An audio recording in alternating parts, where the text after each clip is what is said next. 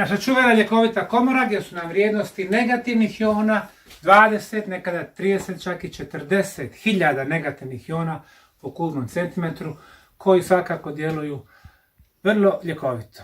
Čitav niz različitih zdravstvenih poremećaja oni mogu da isprave, kao što nam to govore stotina svjedočanstava naših posjetilaca, a link za ta ljekovita svjedočanstva također ćemo dati u opisu ovoga videa. Idemo prema vodi.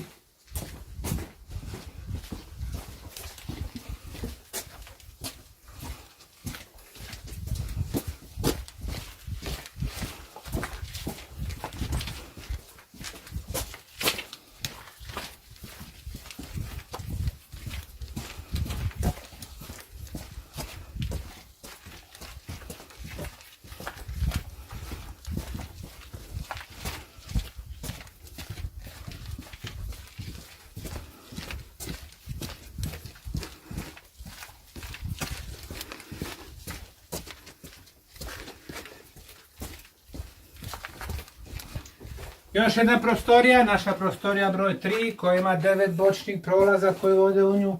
Počeli smo da čistimo ovaj prema jugu i našli prve dvije otvorene sekcije. Obe su bile ispunjene vodom i evo na ovom postoru se pokazuje kako su izgledale. Ovdje ova zelenkasta boja je voda, ovdje imamo jedan kanal, očigledno rad ljudskih ruku.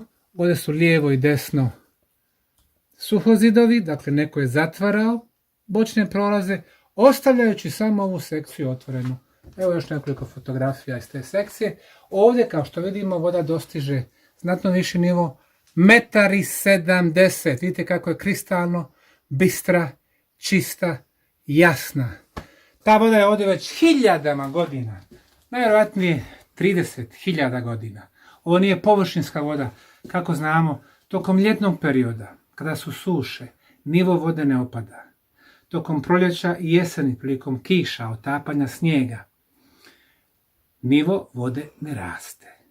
Dakle, ovo nije površinska voda, već voda koja se zadržava ovdje već hiljade i hiljade godina i čovjek bi očekivao da ona prepuna bakterija, virusa i sl. Međutim, radili smo analize i pokazat ćemo rezultate za koji minutić. A sad da vidimo tu vodu.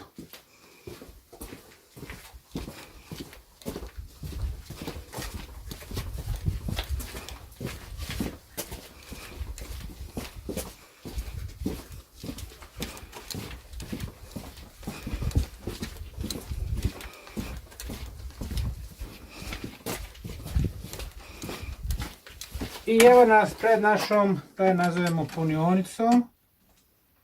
Sve je u mraku, treba da nagađam da li će ovaj ključ ući. Evo ga, ušao je u katanac. Da baš naključat, odlično. Uspjeli smo. Sad.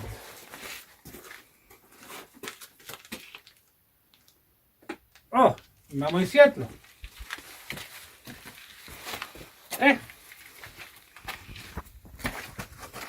Sad i nećeš ovdje, samo tu stani. Dakle, ovdje vidimo jedan bočni prolaz sa vodom. Ovaj bočni prolaz se pruža oko 200 metara i otvoren je. Ispred mene je jedan suhozid, što znači da tamo u nastavku je jedan tunel, što je očigledno, on ide ovim smjerom.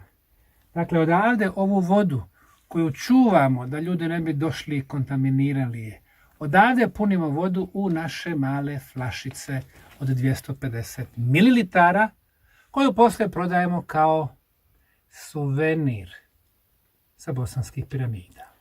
Pyramid Water, riječ je dakle o suveniru. Osim ove vode, za koje mnogima oni znaju zapravo što ona znači po svojoj vibraciji, zašto im je značajna, osim vode mi čak nudimo kao suvenir i kamen, lijepe kamene, lijepe kvasne kristale iz ovih tunela, jer oni također imaju visoku vibraciju. Dakle, ovo je mjesto odakle se snabdijevamo sa ovom vodom. Ovo je prvi put da imate priliku da vidite gdje mi to punimo tu našu vodu. Uvijek u higijenski posebnim uslovima, sa rukavicama, sve se radi sa staklenim bokalom jedan otvara vrata, prevozi flaše, a ovaj drugi koji puni vodu, uvijek vodimo računa da on ne kontaminira ovu vodu koju ubacuje u flaše. Sad ćemo izaći, evo sam izađi.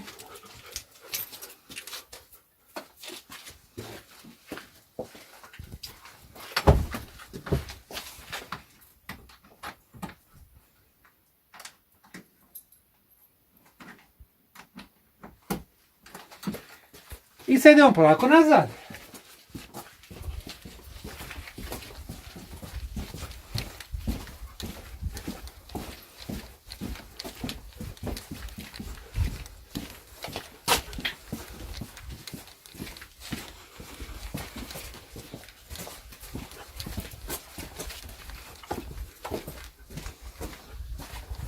Kao što sam najavio, malo ću govoriti i o rezultatima ispitivanja.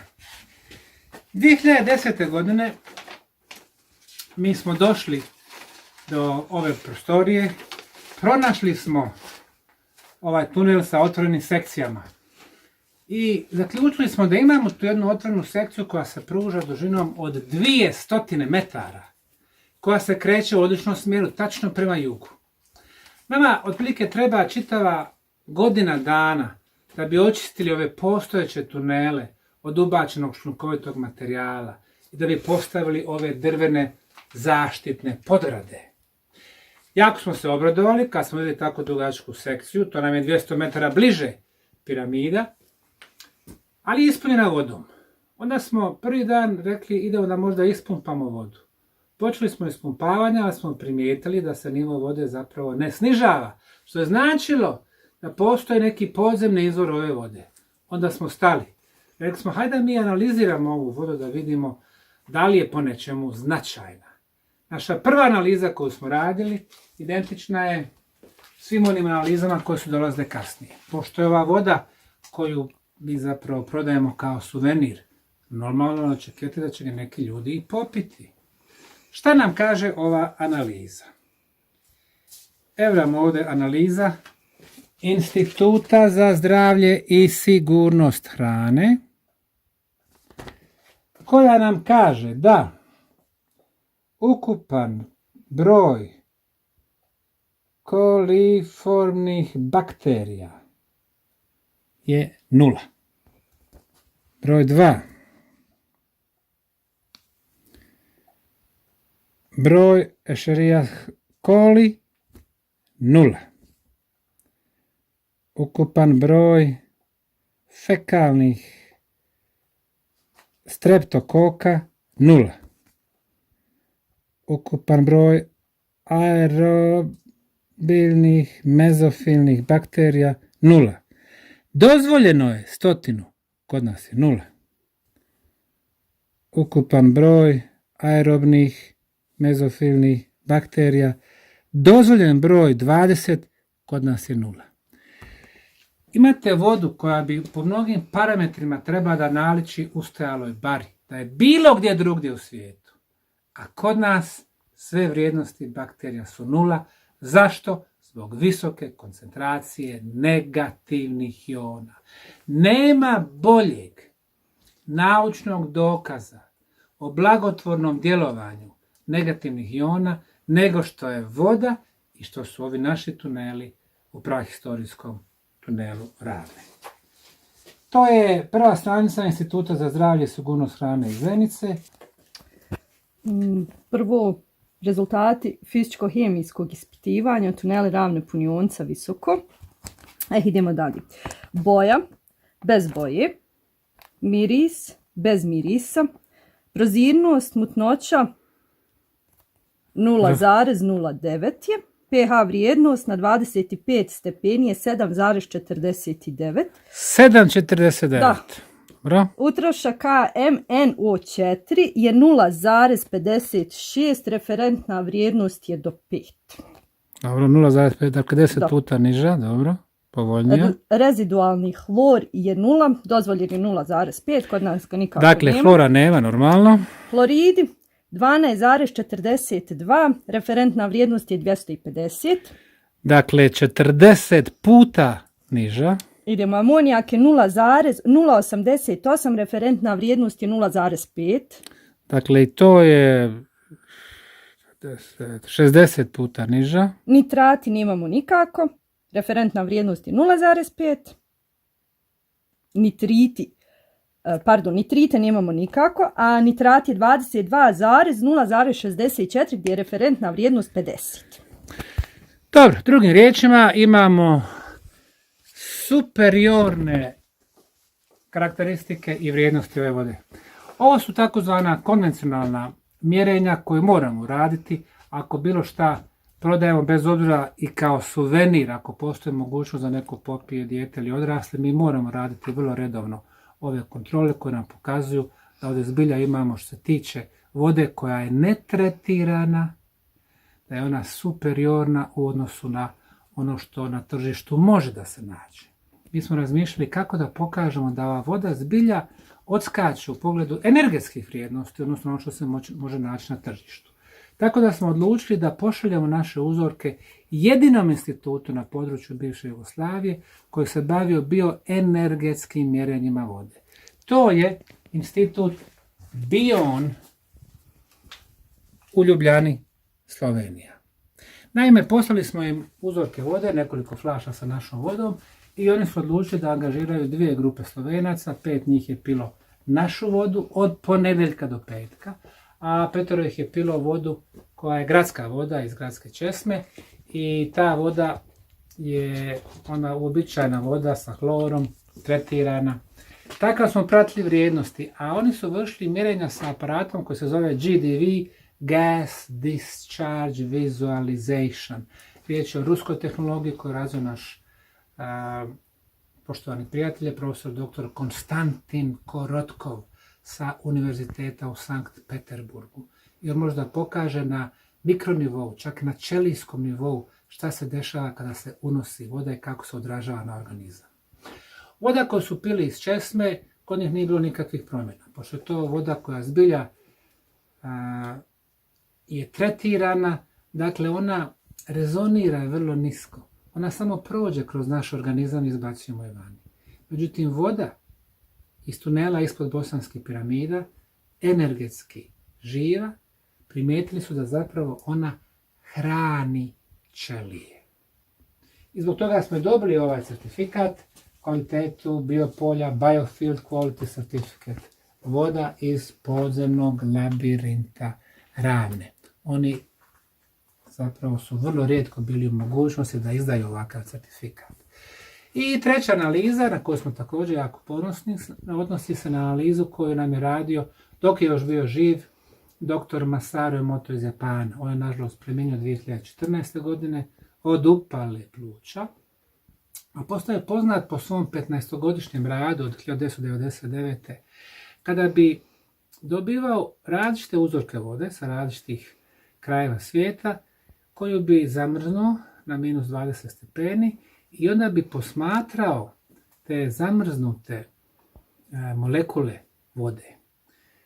Ovisno čemu je ta voda bilo izložena, tako bi se formirala struktura. Ako je to bila voda iz kontaminiranih rijeka ili jezera, struktura na molekularnom nivou je jako ružno izgledala. Ako bi to bila voda recimo iz hidroelektrana, iz centrala gdje bi voda prolazila kroz turbine, također vrlo loš izgled vode. Pa čak i ova voda koju mi upotrebljavamo u dnevnoj upotrebi, voda iz česme, dakle gradska voda ili voda iz flaša, također nije pokazivala dobre rezultate. Primjera radi, ovdje imamo sliku uzorka vode iz grada Visokog, iz Zavičanog muzeja. Dakle, riječ je o gradskoj vodi. Natočili smo 2 uzorka, poslali ih u Japan. Kao što vidimo, ovdje mi zbilja nemamo neke strukture, riječ je o deformisanoj vodi sa vrlo niskim nivoom energije. Ovdje je također slučaj o vodama koje su kontaminirane. U ovoj vodi, recimo čovjek je prijetio vodi, ubit ću te, ja te mrzim. Voda se nekako skuplja, kao da je formirala neko ko želi da je tuče.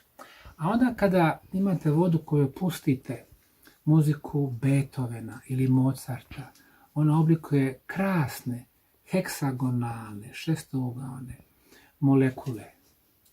Zašto heksagonalne? Zbog toga što je to najjači geometrijski oblik kada je riječ o energijama. I na koncu poslali smo uzorke naše vode odavde iz podzemnih tunela Ravne, nekoliko stotina metara od samoga ulaza i rezultati su bili jako dobri.